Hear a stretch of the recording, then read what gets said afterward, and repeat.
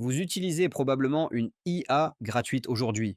ChatGPT, Gemini, Copilot, voire les trois. Et franchement, c'est tout à fait normal. Ces outils sont impressionnants. Ils rédigent vos emails, résument vos documents et répondent à vos questions en quelques secondes. Mais une question que presque personne ne se pose vraiment est la suivante. Quand quelque chose est gratuit sur Internet, c'est souvent vous qui êtes le produit. Alors, les IA gratuites vous espionnent-elles? Est-ce qu'elles revendent vos données? Utilisent-elles vos conversations pour s'entraîner à votre insu? Et surtout, pouvez-vous les utiliser en toute sécurité?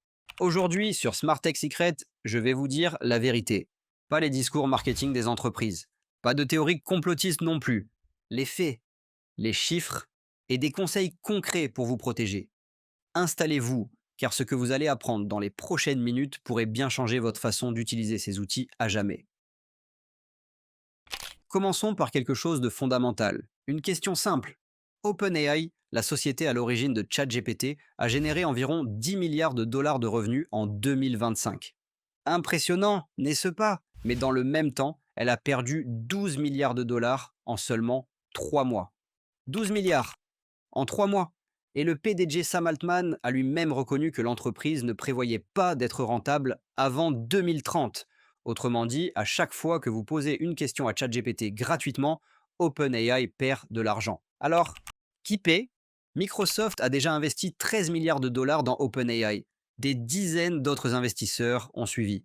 L'objectif est de créer un effet de réseau. Plus il y a d'utilisateurs, plus le modèle s'améliore et plus il devient indispensable.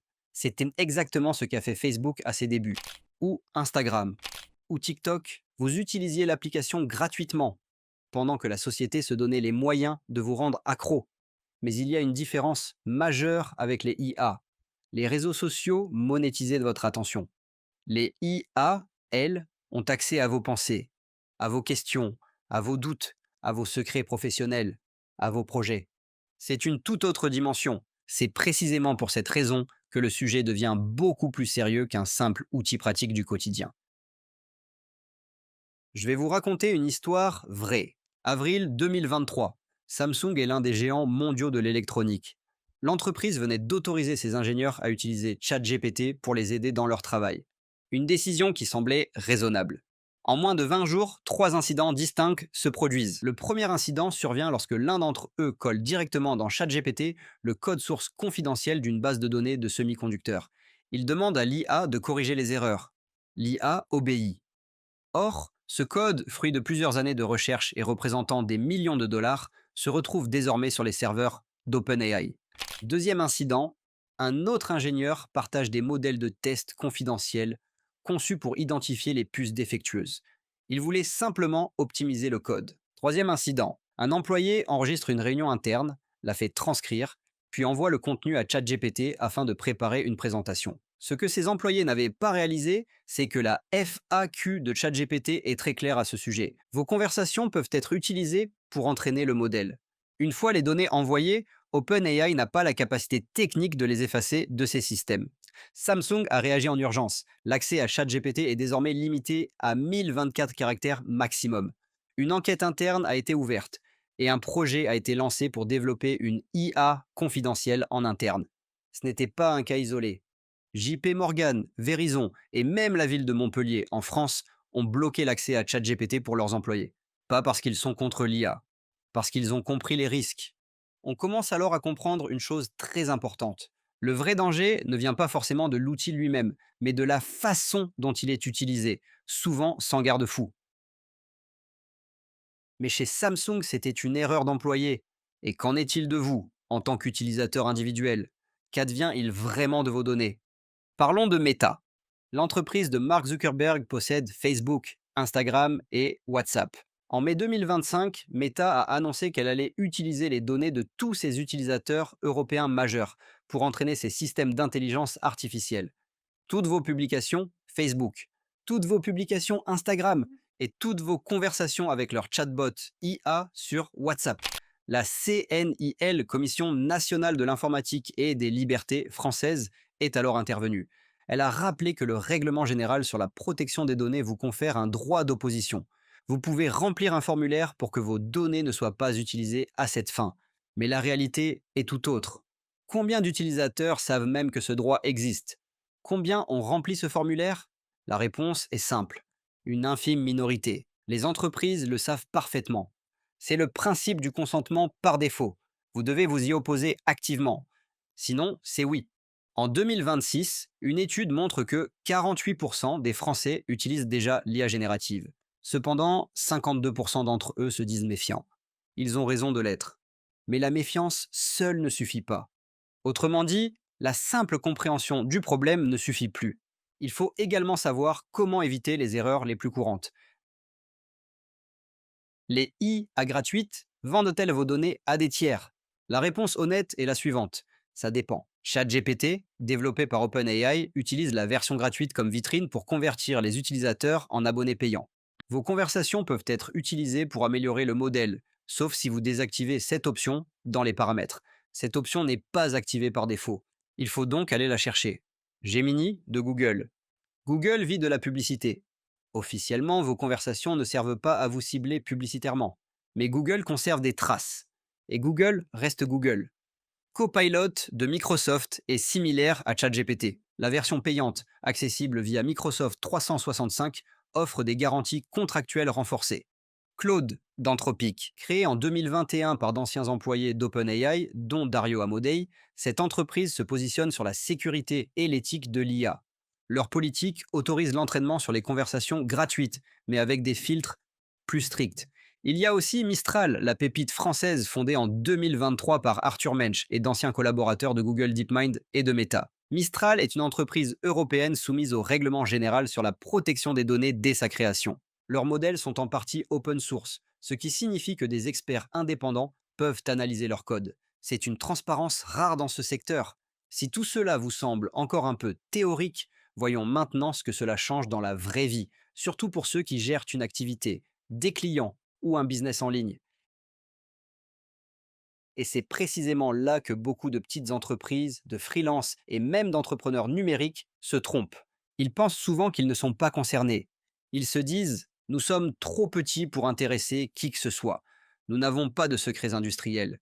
Nous n'avons rien d'important à protéger. Mais en réalité, une petite entreprise manipule déjà une multitude d'informations sensibles. Des coordonnées de clients, par exemple, des devis, des contrats, des factures, des échanges par email, des accès à des outils, des tableaux de prix, des stratégies commerciales, des informations sur les paiements, des idées de lancement, des séquences marketing, des messages internes et parfois même des copies de pièces d'identité ou des données de support client. Le problème ne se limite donc pas à la grande multinationale qui fuit des données. Le vrai problème, c'est aussi la petite structure qui utilise l'IA au quotidien sans aucune règle claire. Et c'est souvent là que les ennuis commencent. Pas à cause d'un pirate ultra sophistiqué, mais à cause d'une mauvaise habitude devenue normale. C'est précisément pour cette raison qu'avoir de bons outils ne suffit pas. Il faut aussi avoir un environnement numérique bien pensé dès le départ. Un site professionnel, un système plus intelligent, un espace client mieux structuré ou encore une boutique en ligne bien conçue permettent d'éviter de nombreuses erreurs et de mauvaises manipulations. D'ailleurs, si vous avez besoin de créer un site intelligent, une boutique en ligne ou une solution web plus sérieuse pour votre activité, notre partenaire Smart Tech Genius peut vous accompagner. Le lien se trouve dans la description. En 2025, environ 20% des fuites de données en entreprise étaient liées à l'utilisation d'IA non supervisée. On appelle cela le shadow AI ou IA de l'ombre. Concrètement, qu'est-ce que c'est? C'est le cas d'un employé qui, avec les meilleures intentions du monde, colle un contrat client dans ChatGPT pour en faire un résumé, ou quand un commercial partage une stratégie confidentielle pour demander des conseils, ou encore quand quelqu'un soumet des coordonnées de clients pour créer un tableau de bord automatique. Dans tous ces cas, personne n'avait de mauvaises intentions, mais les données se trouvent désormais sur des serveurs externes. Or, le règlement général sur la protection des données prévoit des amendes pouvant aller jusqu'à 7% du chiffre d'affaires pour les entreprises concernées. Mais voici la bonne nouvelle. Il est possible d'utiliser ces outils de manière intelligente et sécurisée. Ça s'apprend. C'est ce que nous faisons maintenant. Il existe 5 types de contenus que vous ne devriez jamais insérer dans une IA gratuite. Premièrement, les données clients. Nom, adresse, numéro de téléphone, email, historique d'achat, demande de support, informations personnelles, tout cela doit rester hors des outils gratuits. Deuxièmement, les contrats et documents juridiques non anonymisés. Un contrat commercial, un accord de partenariat, une clause confidentielle ou un document RH ne doivent pas être envoyés tels quels. Troisièmement, les accès sensibles. Mots de passe, identifiant, lien privé, clé API, code de connexion, procédure interne ou capture d'écran contenant des accès. Jamais. Quatrièmement, les données financières sensibles. Tarifs confidentiels, marge, informations bancaires, prévision de revenus, données comptables détaillées, tableau interne de performance. Cinquièmement, tout ce qui pourrait nuire à votre entreprise ou à un client si cela était exposé par erreur. Cette règle est très puissante car elle englobe beaucoup plus de choses que les gens ne l'imaginent. Autrement dit, le danger ne concerne pas seulement les mots de passe. Il concerne également tous les éléments qui révèlent le fonctionnement réel de votre activité. Maintenant que les bases sont claires, voyons les réflexes simples que vous pouvez appliquer dès aujourd'hui. Voici les règles concrètes. Ce sont celles que les experts en cybersécurité appliquent eux-mêmes. La règle numéro 1 est la suivante. Ne jamais soumettre de données personnelles identifiables. Pas de nom complet, pas d'adresse, pas de numéro de sécurité sociale, pas de numéro de carte bancaire. Jamais. Deuxième règle, désactiver l'historique et la participation à l'entraînement. Dans ChatGPT, allez dans les paramètres de confidentialité et désactivez l'option permettant d'améliorer le modèle. Dans Gemini, vérifiez les paramètres de votre compte Google et l'activité web. Prenez 3 minutes pour le faire. Troisième règle, pour les sujets professionnels sensibles, utilisez la version payante avec garantie contractuelle ou un modèle local. Olama est un outil gratuit et open source qui vous permet d'exécuter des IA directement sur votre ordinateur sans rien envoyer sur Internet. Quatrième règle, anonymisez vos données avant de les soumettre. Le client Dupont devient le client X. Notre stratégie France devient notre stratégie marché A. Le résultat sera tout aussi utile. Règle numéro 5. Méfiez-vous des applications tierces qui prétendent utiliser GPT. Ces applications ne sont pas directement régulées par OpenAI. Lisez leurs conditions d'utilisation ou évitez-les pour les sujets sensibles. Règle numéro 6. Traitez chaque message comme une carte postale. Même si vous supprimez une conversation, cela ne garantit pas l'effacement des données dans les systèmes d'entraînement. Avant de coller une information dans une IA gratuite, demandez-vous ceci. Accepterai-je de voir ce contenu affiché par erreur sur un écran public devant mon équipe, mes clients ou mes concurrents? Si la réponse est non, ne l'envoyez pas. Ce test est simple, mais il est redoutablement efficace. Il élimine toute ambiguïté. Il vous force à sortir du réflexe pratique du moment pour réfléchir aux conséquences réelles. Et la plupart du temps, quand on fait ce test honnêtement, on se rend compte qu'on allait transmettre beaucoup trop d'informations. À ce stade, la vraie question n'est donc plus faut-il utiliser l'IA, mais plutôt dans quel cadre faut-il l'utiliser? Mais attention, l'objectif n'est pas de vous effrayer au point de vous faire abandonner complètement l'IA. L'objectif est d'utiliser le bon outil pour le bon usage. Pour le brainstorming, les idées de contenu, les reformulations générales ou les recherches non sensibles, une IA gratuite peut suffire. Pour résumer un texte publicitaire, préparer un plan, trouver des idées de titres, structurer un post LinkedIn ou reformuler un email générique, une IA gratuite peut également convenir. En revanche, dès que vous traitez avec un client réel, un dossier sensible, une stratégie interne, des données RH, des chiffres confidentiels ou un document juridique, il faut changer de niveau de prudence. Dans ces cas-là, vous avez trois options plus sérieuses. La première est une version professionnelle avec des garanties contractuelles. La deuxième, c'est un environnement d'entreprise mieux encadré. La troisième option est un modèle local, directement sur votre machine, pour garder le contrôle total sur les données. En clair, le problème n'est pas l'IA gratuite. Le problème, c'est d'utiliser une solution grand public dans un contexte où elle n'est plus adaptée. C'est souvent à ce moment-là que les entreprises réalisent qu'elles ont besoin d'outils plus fiables, mais aussi d'une présence numérique plus solide, mieux organisée et conçue pour évoluer. Que ce soit pour un site web intelligent, une boutique e-commerce ou une solution plus professionnelle pour mieux gérer leur activité en ligne, c'est exactement le type de travail que propose Smart Tech Genius. Le lien se trouve dans la description de la vidéo.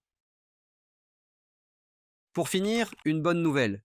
À partir d'août 2026, l'AI Act européen, le premier cadre juridique mondial dédié à l'intelligence artificielle, s'appliquera pleinement. Il impose de nouvelles obligations de transparence aux entreprises. Il interdit certains usages, comme la surveillance biométrique de masse. Il donne également aux citoyens européens des droits renforcés. Concrètement, les IA tels que ChatGPT, Gemini ou Copilot devront clairement expliquer comment elles utilisent vos données. Celles qui ne le feront pas s'exposeront à des amendes colossales sur le marché européen. La situation va s'améliorer. En attendant, vous avez les règles. Utilisez-les. Et plus vous mettez en place de bonnes habitudes maintenant, moins vous aurez de mauvaises surprises par la suite. Les IA gratuites ne sont pas des ennemis. Ce sont des outils extraordinairement puissants. Mais comme tout outil puissant, qu'il s'agisse d'un couteau de cuisine, d'une voiture ou d'Internet lui-même, il faut savoir les utiliser.